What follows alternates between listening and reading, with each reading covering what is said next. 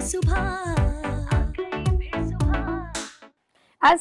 वालेकुम Pakistan and good morning Pakistan. कैसे हैं आप लोग? और हमेशा की तरह देती हूँ दुआ, खुश रहें, आबाद रहें, अपनों के साथ रहें, एक दूसरे का ख्याल रखें और ख़ास तौर पे अपने वालिदैन का, जो अल्लाह पाक का बहुत ही कीमती तोहफ़ा। इस दुआ के साथ मैं अपने morning show good morning with सभी का आगाज़ करती हूँ। नाज़रीन, एज़ यूजुअल आज 2 दिन के बाद आपसे फिर मुलाकात और फ्रेश हमेशा हम रेगुलर ज़िंदगी में मसरूफ़ हो जाते हैं, लेकिन आज का एक खूबसूरत सा मैसेज आपके साथ शेयर करूँगी और वो हमारी अपनी एक शख्सियत को बयां करता है।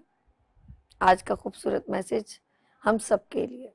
कहते हैं कि आदतें जो हैं वो ख़ानदान और नस्लों का पता बता देती हैं।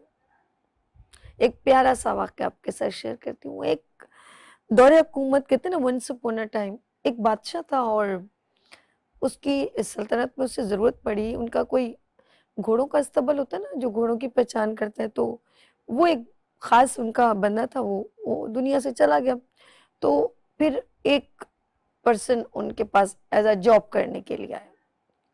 उन्होंने, ज़ाहिर बात है, बंदा कोई डेमो लेता है, तो उनके सामने जो है घोड़े लाए गए और पूछा। तो उन्होंने कहा कि बताओ इसमें नस्ली घोड़ा कौन सा है। उस बंदे ने बताया है कि एक नस्ली है और एक नस्ली नहीं। अब जाहिर सी बात है कि बादशाह को तो नहीं मालूम, तो उन्होंने एक सीनियर अपने अस्तबल में एक बहुत ही पुराने बाबा बुजुर्ग को बुलवाया और बोला कि भाई बताओ कि ये सही कह रहा है कि गलत। उसने कहा हाँ, एक नस्ली है, दूसरा भी नस्ली है, लेकिन वो प्रॉपर तरीके से जो है ना ग्रूम अप एक घोड़ों के साथ नहीं हुआ। वो बड़ा हैरान हुआ और उसको क्लियर करने के लिए उस बंदे से पूछा कि तुमने कैसे पहचाना कि ये नस्ली और ये नस्ली नहीं है। तो उन्होंने कहा कि ये जो दूसरा घोड़ा है ना, ये जब खाना चारा खाता है तो ये नीचे झुक जाता है, और जो जो नस्ली घोड़ा है वो खाता है तो ऊपर की तरफ होता है, मतलब गर्दन ऊपर कर लेता है।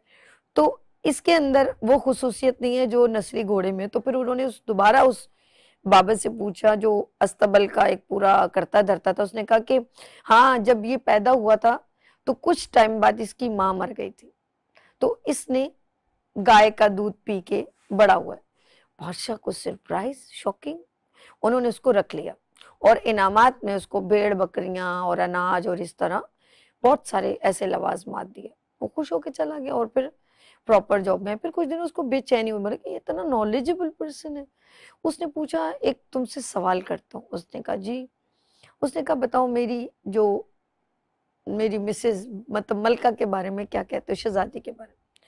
तो उसने कहा कि ये खानदानी शहजादी नहीं है। बाबा के पाँव के नीचे, वो जो बादशाह के पाँव के नीचे से जमीन निकल गई। ये क्या कह दिया? उसने अपनी खुशनुमा खुशनूद ससु माँ को बुलवाया और पूछा कि क्या ये जिसके साथ मैंने शादी की है ये शहजादी नहीं है, खानदानी? उसने कहा था ना कि ये खानदानी शहजादी नहीं, नस्ली जिसे कहते हैं। तो उसने कहा हाँ बेटा, असल में तुम्हारे साथ हमारे ताल्लुकात तुम्हारे बाबा के साथ बहुत अच्छे थे, तुम्हारे वालिद साहब के साथ। और जब मेरी बेटी पैदा हुई तो तुम्हारे बाबा ने मेरी बेटी का तुम्हारे लिए हाथ मांग लिया, लेकिन कुछ 6 महीने बाद मेरी बेटी फौत हो गई। तो हमने एक जो है चरवाहा होता है, उसकी हमने बेटी ले ली, और इस वजह से ये मेरी बेटी, जो मेरी बेटी नहीं है। तो वो बड़ा हैरान हुआ। तो फिर उसके पास दोबारा गया, उस आदमी के पास, और पूछा कि तुम्हें कैसे पहचान हुई कि ये जो है मेरी बीवी शहजादी नहीं है, नस्ली शहजादी नहीं? उसने कहा कि इसका रवैया जो आपके नौकरों के साथ बड़ा बदतमीजाना है, बिहेव अच्छा नहीं है, बर्ताव जिसे कहते हैं। तो शहजा जो है बादशाह ने उसे फिर इनाम और इकराम दिया। और क्या दिया इनाम और इकराम में, जरा सुनिएगा। फिर उसने भेड़ बकरियां और साथ में अनाज और इस तरह गल्ला वगैरह दिया। वो चला गया। अब उससे क्यूरियोसिटी होती है ना बंदे को, बेचैनी, अपने बारे में भी तो पूछ लूं। उसने पूछा, बुलाया उसको दोबारा। उसने कहा अब बताओ मेरे बारे में कि मैं कौन हूँ, मतलब मेरे, बस इतना कहा, मेरे बारे में। तो उसने कहा जान की अमान पाऊं तो अर्ज करूं, तो पहले तो जान की अमान ज़रूरी है ना कि कुछ जुमला कहने से पहले।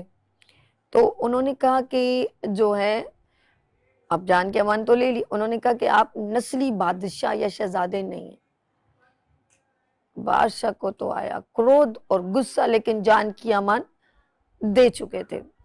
अच्छा सर, वॉल्यूम कम करवाइएगा, बहुत ज्यादा शाउट यहाँ तक आ रहा है। जान की अमान पाऊं तो अर्ज करूं, वो हिसाब है। तो उन्होंने कहा कि तुमने ऐसा कैसे जज किया? उसने कहा कि आप जो है ना, मैंने आपको इतने बड़े बड़े जवाबात दिए, लेकिन आपने हमेशा मुझे इनाम में भेड़ बकरी गला, जबकि आप अपने हीरे जवाहरात और इस तरह के इनामात देते जो बादशाहों की शायाना शान है, लेकिन आप ऐसा नहीं करते थे।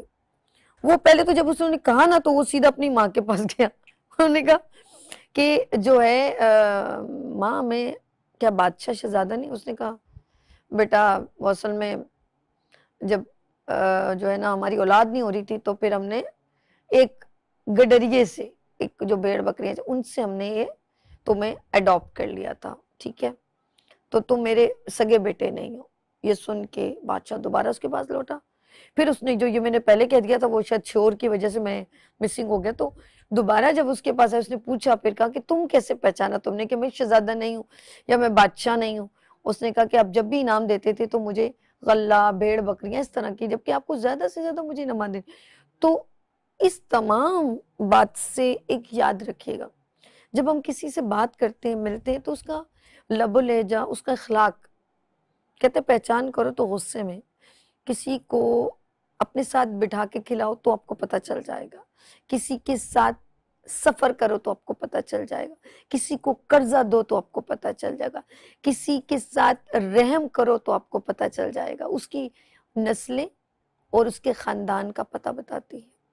किसी के साथ किसी की गीबत करके देखो तो पता चल जाएगा, किसी के साथ किसी की गुफ्तगू करके तो पता चल जाएगा। ये तमाम चीजें जब आप, ये जिंदगी के रवैये हैं जो आपके खानदान और आपकी आदात और अतवार बताते हैं।